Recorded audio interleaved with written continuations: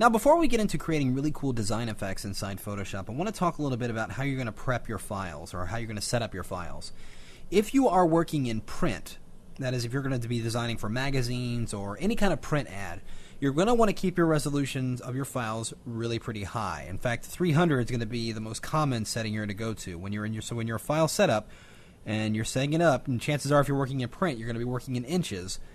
So whatever dimensions you set up, you want to make sure that your resolution is at least 300 to keep the graphics really high res, because we're going to be doing a lot of different things and distorting and resizing and resampling, and that's going to be fine to a degree, but you want to keep your files pretty high res if you are in fact going to print. Now, if you're working in web or video, then it's not going to be as critical, but you will want to work in a relatively high resolution because we may end up scaling things up. That might be in a video or something on a web page you might want to scale up.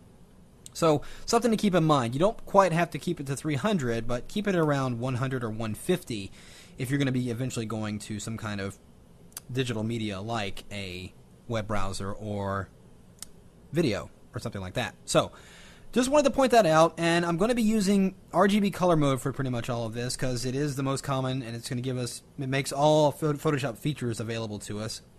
So that's the main color space I'm going to be working in. Again, if you're working in print and you know that you eventually convert your files to CMYK, you're going to want to pay attention to some of the graphics we create because sometimes they're going to be a little bit out of gamut and you'll need to color manage those or have to compromise on how they're going to look when they print, because some of these effects honestly do look better on screen. They're going to be look more for like a web page or video or aspects or something like that.